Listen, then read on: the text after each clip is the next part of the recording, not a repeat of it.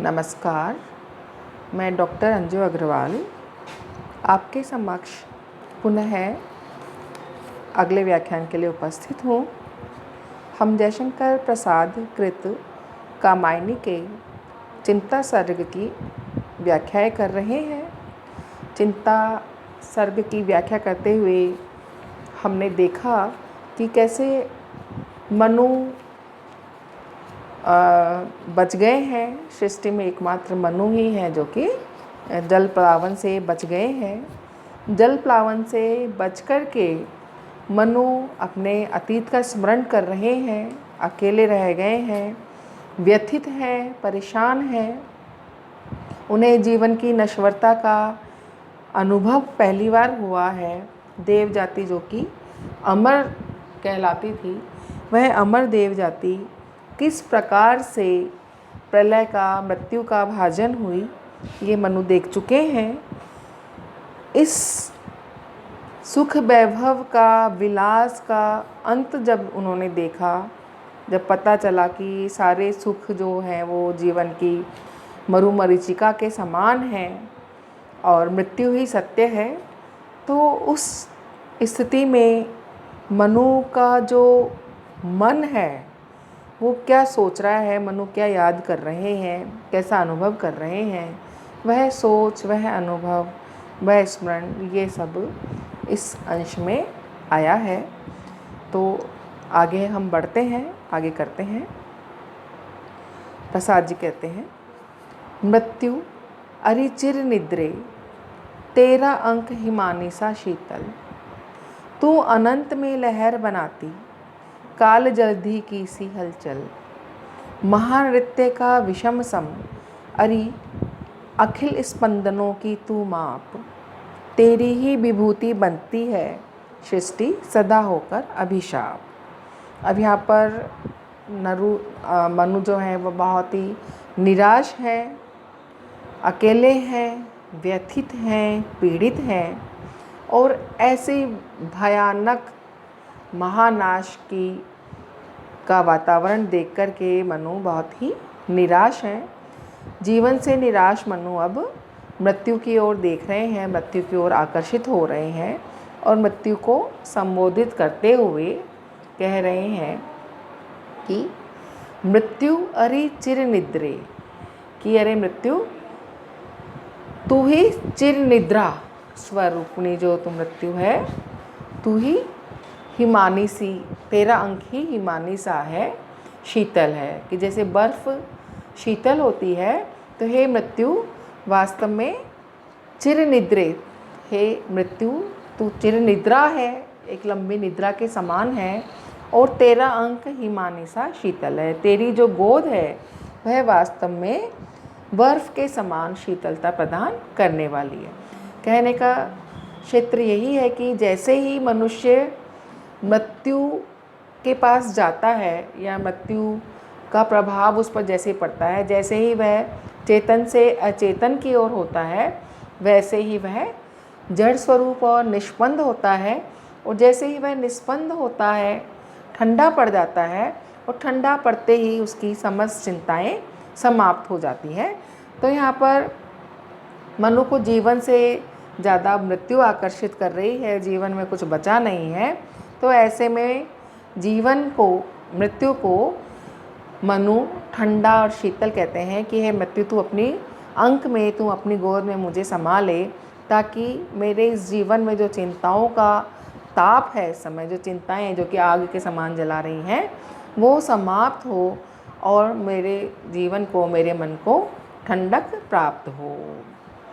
तू अनंत में लहर बनाती काल जल्दी की सी हलचल, कि हे मृत्यु तू अनंत में, अर्थात इस विराट विश्व में, काल रूपी सागर में उद्वेलन और हलचल करती हुई लहरें बनाती रहती है।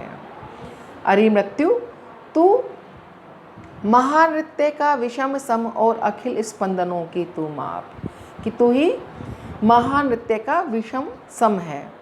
कि जैसे कोई व्यक्ति नृत्य करता है और नृत्य करते करते ही जैसे वो सम पर आता है, तो तू इस जीवन का सम है, महानृत्य का विषम सम। महामृत्यु जो है वह विषम है, लेकिन तू उसका सम है, अर्थात तू समस्त स्पंदनों की सीमा है, उसका सम है। सम जो होता है वो एक तरीके से समाप्त, इसको समझ लीजिए आप कि जैसे डॉक्टर्स, अगर हम चिकित्सा विज्ञान को भी देखें तो जब सीधी लाइन आ जाती है, समान लाइन आ जाती है, तो हृदय गति रुक जाती है, वो मृत्यु का सूचक है। ऐसे ही जब नृत्य करते हैं, नृत्य के अंदर भी जो नृत्य की टेक्निकल भाषा है, उसमें व्यक्ति जब सम आता है, यानी कि जब रुक जाता है, तब उसको सम बोलते हैं। तो बोल रहे हैं कि महामृत्यु का विषम सम, अरि अखिल स्पंदनों की तू माप, कि तू महानृत्य का विषम सम है, जो विषमता पैदा कर रहा है तू वो सम है, और समस्त स्पंदनों की अर्थात समस्त सांसों की, प्राणों की तो माप है। यानी कि तेरे आने पर जीवन में जितनी सांसें हैं, जितना स्पंदन है, वो समाप्त हो जाता है। तो एक तरीके से जहाँ से प्रारंभ होता है, हे मृत्यु, तू उन स्पंदनों को समाप्त कर देती है, जहाँ वो जीवन वहाँ समाप्त हो जाता है जहाँ तू आ जाती है। तो एक तरीके से तू जीवन के स्पंदनों की, संपूर्ण जो जीवन है उसमें जितनी सांसें हैं, जितना प्राण है, तू जब आ जाती है तो तू माप बन जाती है उस जीवन की। इस समय तक, इस समय से लेकर के इस समय तक यह व्यक्ति जिया है, जीवित है, तो तू संपूर्ण स्पंदनों की माप है, उसका नापने का तरीका है। अर्थात तेरे आने पर ही जीवन का अंत हो जाता है, श्वास प्रश्वास का अंत हो जाता है।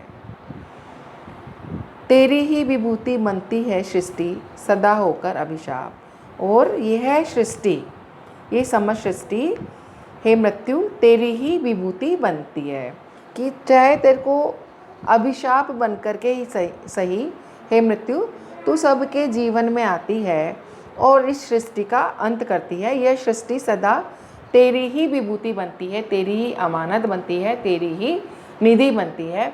अर्थात जो जीवन आया है, जो भी जन्म ले रहा है मनुष्य, वह जन्म आखिरकार मृत्यु पर ही समाप्त होगा। तो एक तरीके से मनुष्य का जीवन मृत्यु की निधि है, उसका ही वैभव है। तो जो भी व्यक्ति इस सृष्टि में पैदा हुआ है, वह अभिशाप बन करके ही सही, वह मृत्यु की ही विभूति, उसी की अमानत या उसी की निधि बनती है। तो इस प्रकार से सृष्टि विनाश ही, हे मृत्यु, तेरे अस्तित्व का साध्य है, और ये सृष्टि विनाश ही तुझे मन संतोष देता है, तेरा विभूति में ऐश्वर्य बनता है। जिस प्रकार से प्रबल वेगवती पवन के द्वारा समुद्र में उद्वेलन होने से तरंगें उत्पन्न होती है और वे समुद्र को शुद्ध कर देती है, उसी प्रकार मृत्यु भी इस विराट विश्व में अपने आगमन से उद्वेलन और हलचल पैदा कर देती है। मनुष्य इसको शांत रूप से चुप रह करके कभी भी सहन नहीं कर पाता है, इसके आने से उद्वेलन और हलचल जरूर होती है। तो अपनी कुशाग्र और निरीक्षणात्मक प्रतिभा के द्वारा प्रसाद जी ने ये इसको अत्यंत, ये सूक्ष्म कल्पना है प्रसाद जी की, जिसमें कि उन्होंने मृत्यु को महानृत्य का विषम सम कहकर रूपायित किया है। नृत्य में नाचते नाचते प्रबल वेग से चरण पृथ्वी पर पटक कर जब नर्तक एकदम रुक जाता है, तब वह स्थिति नृत्य की पारिभाषिक शब्दावली में सम कहलाती है।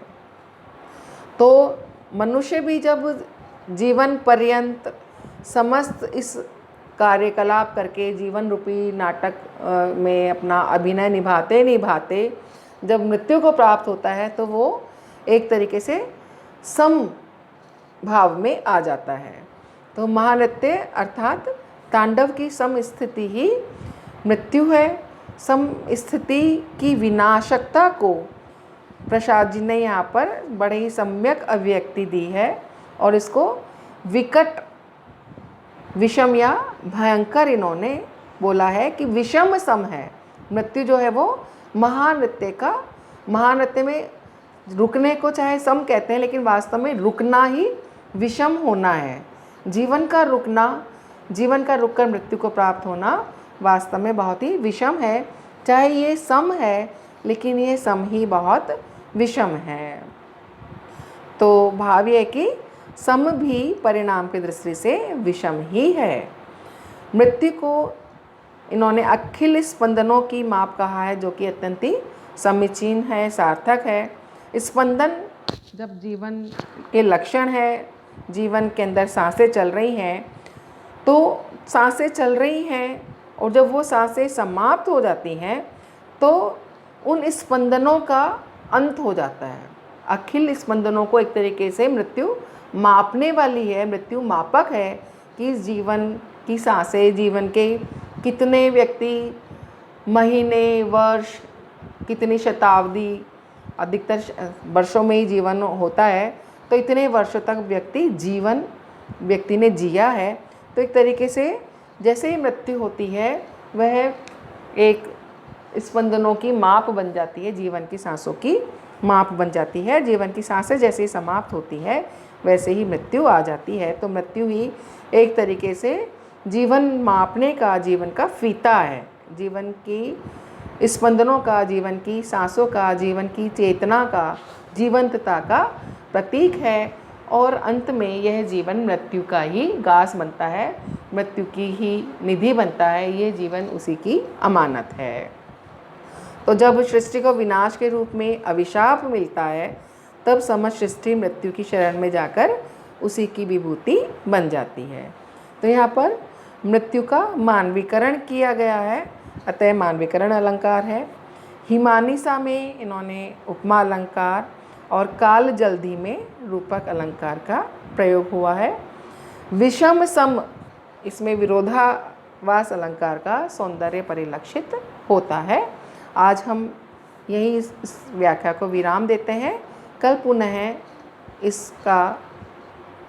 इसको आगे बढ़ाएंगे। धन्यवाद।